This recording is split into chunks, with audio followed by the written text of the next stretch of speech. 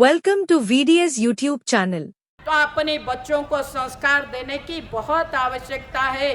उनको समझाना चाहिए कोई भी विधर्मी अपना नहीं हो सकता। वो छलना से राक्षस प्रवृत्ति के साथ हमारे साथ छल करते हैं। महिषासुर मर्दिनी को हम देखते हैं, माँ दुर्गा महिषासुर को दमन किए। वो दानव था, असुर था, लेकिन अपनी इच्छा से महिष का रूप भी धारण करता था। और समाज में सत्य त्रेता द्वापर युग में हम जानते हैं जितने भी दानव रहे, जितने भी राक्षस रहे, अपने तरीके से वेश बदल देते थे।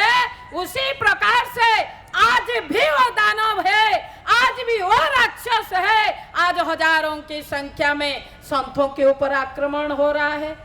भगवान श्री कृष्ण जी श्रीमद् भगवत गीता में बोले कि जदा जदा ही धर्मस्य ग्लानिर्भवति भारते। जब जब धर्म की ग्लानि होती है, कहाँ पर होती है? ना भारत वर्ष में होती है। धर्म भारत में है, बाकी देशों के नाम क्यों नहीं लिए? क्योंकि धर्म है तो भारत वर्ष में है। धारयति धर्म, जो धारण करने योग्य होता है वो धर्म होता है। मेरे पास है, मैं एक कन्या हूँ तो मैं अपने मातृ धर्म, पितृ धर्म, कन्या धर्म, पुत्र धर्म, समाज धर्म, राष्ट्र धर्म, सब प्रकार के धर्म को निभाते हो। मैं अपने कर्तव्य के पालन करते हो। मैं कदाचित अपने अधिकार जाहिर नहीं करते हो, तो ये कर्तव्य पालन को हम धर्म मानते हैं। तो ये समाज में जब हम रहते हैं भारतवर्ष में, तो भगवान कृष्ण जी बोले कि जदा जदा ही धर्म से ग्लानिर्भवति भारते। जब जब धर्म की ग्लानि होती है, कहाँ पर होती है? ना भारतवर्ष में होती है। तब हम क्या करते हैं? ना धर्म संस्थापनार्थायात, धर्म संस्थापना करने के लिए संभवामी युगे युगे, अनेक समय में हम अवतार लेकर आते हैं। वो अवतार सिर्फ देवता जो लेकर आते हैं अवतार, वो नर की अवतार लेकर नहीं आते हैं खाली। और क्या अवतार लेते हैं? कभी कश्यप, कभी वराह, कभी मत्स्य, कभी नरसिंह, कभी राम, कभी कृष्ण के अवतार लेकर आते हैं ये धर्म को बचाने के लिए। आज हम जितने लोग यहाँ सम्मिलित हुए, आज हमको भगवान प्रेरित कर रहे हैं, प्रेरणा दे रहे हैं कि समाज में एक बहुत बड़ा विघटन घटने जा रही है। आपको सक्रिय होना पड़ेगा, जागरूक होना पड़ेगा, और तभी जाकर इस देश को, इस धरा को तुम बचा पाओगे। तुम स्वयं बचना है तो समाज को बचाने के लिए प्रयास करना पड़ेगा। अगर नहीं बचाना चाहोगे तो तुमको कोई भी नहीं बचा सकता। एक हाथी था, हाथी के ऊपर कोई महंत बैठा था, महावत बैठा था। हाथी चला जा रहा था, अचानक वो पागल बन गया, तो सबको मारने लगा, सबको भगाने लगा। उसके ऊपर बैठा हुआ महावत सबको आवाज दे रहा था कि हाथी पगला गया है, अब रास्ता छोड़ दो, रास्ता छोड़ दो। एक बहुत ऐसे वाला व्यक्ति था, वो भी थोड़े पगला टाइप का था। बोला इन हाथी में भी नारायण है, मेरे अंदर भी नारायण है। लेकिन भूल गया कि ये महावत के अंदर भी जो नारायण था वो नारायण महावत नारायण कह रहा था। रास्ता छोड़ दो, रास्ता छोड़ दो, हाथी के सामने मत आओ। लेकिन वो महावत वाले नारायण की बात नहीं मानते हुए पगला गई। वो हाथी के अंदर की नारायण को स्मरण किया, याद किया, और जाकर हाथी के सामने खड़ा हो गया। और हाथी नारायण ने पगला गए थे तो अपने सूंड से उस व्यक्ति को लपेट लिए, ऊपर उठाए और नीचे पटक दिया, और राम नाम सत्य हो गया। यही घटना हम सबके साथ भी आगे चलकर होने वाला है। किसी ना किसी को माध्यम बनाते हुए भगवान भेजते हैं कि बिनु सत्संग विवेक ना होई, राम कृपा बिनु सुलभ ना सोही। बिना सत्संग से हमारे विवेक जागृत नहीं होता है। विवेक क्या है? कोई सत्य असत्य, उचित अनुचित, अच्छे बुरे में जब मैं भेद कर पाता हूँ, अच्छे को स्वीकार करती हूँ, सत्य को स्वीकार करते हो, तभी जाकर मेरे अंदर वो विवेक शक्ति जागृत होता है। और ये विवेक शक्ति जगने के लिए मुझे सत्संग में जाना पड़ता है। सत्संग का मतलब भजन कीर्तन केवल नहीं है। सत्संग का मतलब गौ माता की सेवा भी हो सकती है, देवी देवताओं के दर्शन हो सकती है, मंदिर में जाना होता है, अच्छे साहित्य पढ़ना होता है, ऐसे स्वभाव में आकर देश धर्म के लिए अच्छे अच्छे बातें सीखना, सुनाना, सुनना पड़ता है। ये सब सत्संग होता है। तो ये इसी प्रकार के सत्संग हम करेंगे तो हमारे अंदर की विवेक शक्ति जगने लगेगा, और जब विवेक जगने लगेगा फिर हमारे सत्संग करेंगे तो विवेक जगेगा, और विवेक जगाने के लिए भी, सत्संग करने के लिए भी हमको ईश्वर की आशीर्वाद, भगवत शक्ति की कृपा होनी चाहिए, तभी हम ये कार्य कर सकते हैं। तो आज हमने सब मिलकर एक संकल्प लेकर यहाँ से चले कि भारत बचेगा तो हम भी बचेंगे। पास में आपके समुद्र है। 1947 में देश विभाजन हुआ, 1947 में देश स्वतंत्र हुआ। दो प्रकार की बातें हुई। 14 अगस्त को देश विभाजन हो गया, एक पाकिस्तान बन गया, एक हिंदुस्तान बन गया। बनना चाहिए था हिंदुस्तान, लेकिन वो बना नहीं। फिर क्या बन गया? ना धर्म निरपेक्ष राष्ट्र बन गया। धर्म कभी निरपेक्ष नहीं होता है, धर्म हमेशा सापेक्ष होता है। सत्य धर्म का साथ देता है।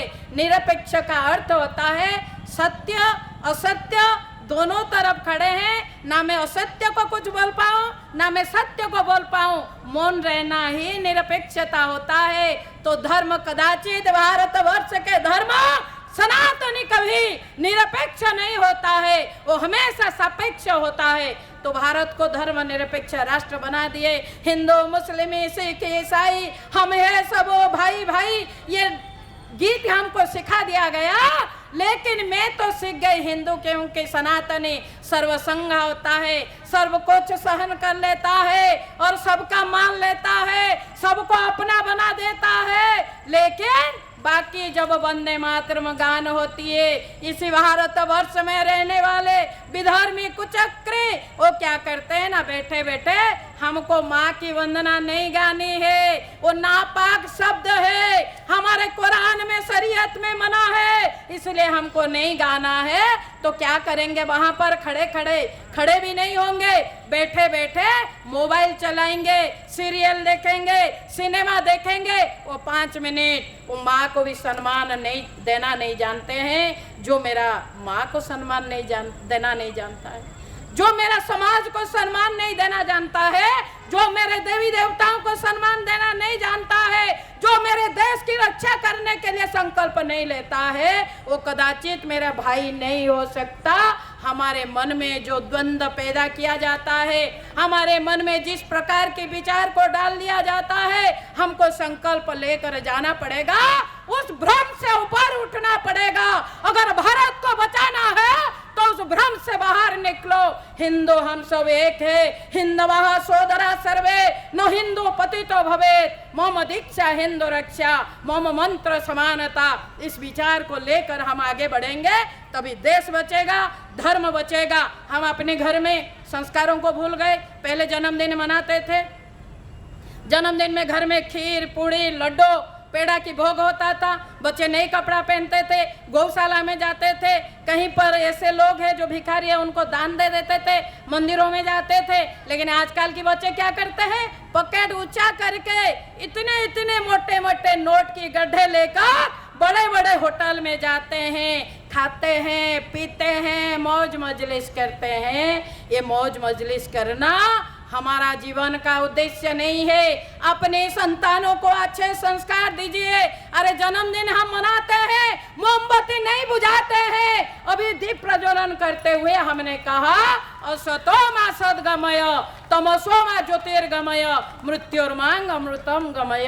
असत्य से सत्य की ओर जाना है, अंधेरे से उजाले की ओर जाना है, मृत्यु से अमृतत्व की ओर जाना है। ये हमारा सनातनियों का संकल्प है। तो अपने घर में भी जन्मदिन मनाइए। केक काटते हैं, केक काटना परंपरा ईसाइयों का है। हम केक काटे, इतना बड़ा केक ले आए, बच्चों के नाम उसमें लिख दिए, जिसका भी जन्मदिन है उसमें लिख दिया हमने उसका नाम, और वो बच्चे को बोला काट दो टुकड़े टुकड़े करके। अरे बच्चों के नाम को आगे बढ़ाना चाहिए या उनके नाम को टुकड़े टुकड़े करके वो बड़े होने से पहले पनपने से पहले उसको काट कर समाज में मिटा देना चाहिए।